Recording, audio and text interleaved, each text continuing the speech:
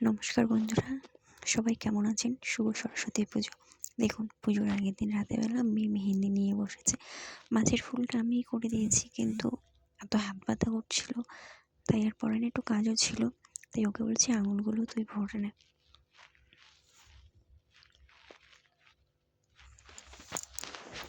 দেখো, আমি এর আগে একটা পোস্ট করেছিলাম যে সরস্বতী পুজোর দিন আমি মনে হয় একমাত্র যে শাড়ি পরে ঘুরতে বেরোয়নি। এত বাচ্চা সবাই আগের দিন এসে আমার রাত্রে বলে গেছে যে সবাই সাজবে, কেউ কাকিমা, কেউ বৌদি, কেউ মাসি বলে গেছে সাজবে। কাউকে না করতে পারিনি। আগে বিয়ের আগে যখন আমরা পুজো দিতাম, অঞ্জলি দিতাম, তখন আমরা এরকম সেজে গুজে বেরোতাম, তখন আনন্দ ছিল অন্যরকম। আর এখন সত্যি ওদেরকে সাজিয়েও আমি অনেক আনন্দ পাই। দেখো, সবাইকে সাজিয়েছি বলতে ঠিক মেকআপগুলো করে দিই আমি, শুধু ওদেরকে শাড়িগুলো পরিয়ে দিয়েছি আর কাউকে চুল বেঁধে দিয়েছি। ওরা নিজে নিজেই সেজেছে, এখন টাইম পাইনি ওদের সাজাতে গিয়ে। আমি আমার মেয়েকেই সাজাতে পারিনি, আমার মেয়ে শাড়ি পরে অঞ্জলি দিতে পারেনি। ওকে স্নান করিয়ে নতুন ড্রেস পরিয়ে দিয়েছি, অঞ্জলি দিয়ে এসছে, তারপরে ওকে শাড়ি পরে সাজিয়ে দিয়েছি। ও তো রেগে গেছে যে ফোন নিয়ে চলে যাচ্ছে বাইরে। রেগে গেছে কারণ হচ্ছে ওকে এখনও সাজায়নি, সবার সাজা হয়ে গেছে। বলছে দিদিভাই তুমি সাজিয়ে দিচ্ছ, শাড়ি পরিয়ে দিচ্ছ, আমাকে দিচ্ছ না। সে কারণে রেগে গেছে, রেগে গিয়ে ফোন নিয়ে বাইরে চলে গেছে। ডাকতে ডাকতে এসছে। কিন্তু সত্যি ওদেরকে সাজিয়েও আমার খুব ভালো লাগে। ওরা যে আমার কাছে সাজতে চায়, আমি সাজিয়ে দিই, সেই সাজটা নিয়ে ওরা ঘোরে, আনন্দ করে। কেউ জিজ্ঞেস করলে বলে, তার মধ্যে অনেক আনন্দ থাকে। তখন অনেকটাই বেলা হয়ে গেছিলো অঞ্জলি, ওরাও সব অঞ্জলি দিয়ে আসার পরেই সব সাজতে এসেছে, এসে শাড়ি পরে সব ঘুরতে যাবে। কিন্তু আমার মেয়ে তো এদিকে রেগে বোম, হ্যাঁ সবাইকে সাজিয়ে দিচ্ছ, আমাকে এখনও সাজাচ্ছ না, আমি কি একটু ঘুরতে যাব না, আমি শাড়ি পরবো না, তুমি শুধু ওদেরকেই সাজিয়ে দিচ্ছ। কী করবো, সব ছোটো ছোটো বাচ্চারা এসে বায়না করছে। দেখো, কইটুকু পুচকে পুচকেরাও শাড়ি পরেছে। আমার মেয়ে বলছে আমি আজকে আর শাড়িই পরবো না, তুমি শুধু ওদেরকেই শাড়ি পরিয়ে দাও, দিদিভাইদের।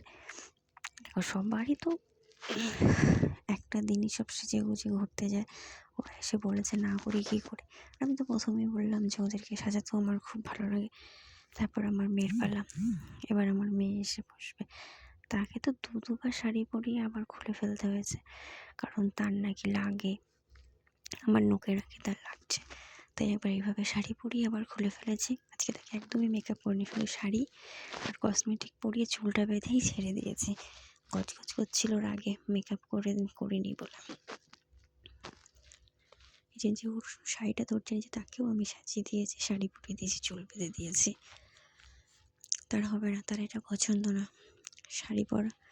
বলছে এটা খুলে দাও, আমাকে অন্যভাবে শাড়ি পরো, দিদিভাইরা যেভাবে পরে যায়। আমি ভেবেছিলাম ঘাগরা স্টাইলে পরাবো, তার এটা পছন্দ না, বলে আমাকে দিদিভাইদের মতন পরিয়ে দাও। এই যে তার শাড়ি গয়না পরা হয়ে গেছে, কিন্তু আজকে মেকআপ করায়নি, উইদাউট মেকআপ। এই যে আরেকজন, সব পুচকেগুলো শাড়ি টাড়ি পরে রেডি ঘুরতে যাবে বলে। সত্যি আমরা যখন ছোটো ছিলাম আমাদেরকেও সব এরকম সাজিয়ে দিত, এখন আমি সাজিয়ে মজা পাই, সেজে না। তারপরে ওকে যখন চুড়িটা দিয়েছি আমি পরার জন্য, চুড়িটা কী করেছে দেখি, পুরো রাগ করে চুড়িগুলো ফেলে দিয়েছে, কারণ তাকে মেকআপ করিনি, তার মেকআপ লাগবে। বলছি আর গরমও পড়ে গেছে, বলছি গরমে মেকআপ করতে হবে না, তুমি তো সুন্দর, মেকআপ ছাড়াই সুন্দর। অনেক বুঝিয়ে তারপরে বলে আচ্ছা ঠিক আছে মেকআপ লাগবে না, একটু লিপস্টিক পরিয়ে দাও। এই যে সব চুড়িগুলো পড়ে গেছে, নিজেই আবার তুলেছে, তুলে নিজেই পড়ছে। আমি বলেছি তুই ফেলেছিস, তুই তুলবি, তুই পড়বি, আমি তুলে দেবো না। তো নিজেরটা নিজেই গুছিয়ে নিয়েছে। তারপরে এক মুখে হাসি বেরিয়েছে। এই যে ফাইনাল সাজ কেমন হয়েছে জানিও। আমি তো আগে একটা পোস্ট করেছিলাম যে কেন আমি শাড়ি পরে বেরোনি, এই তার কারণ।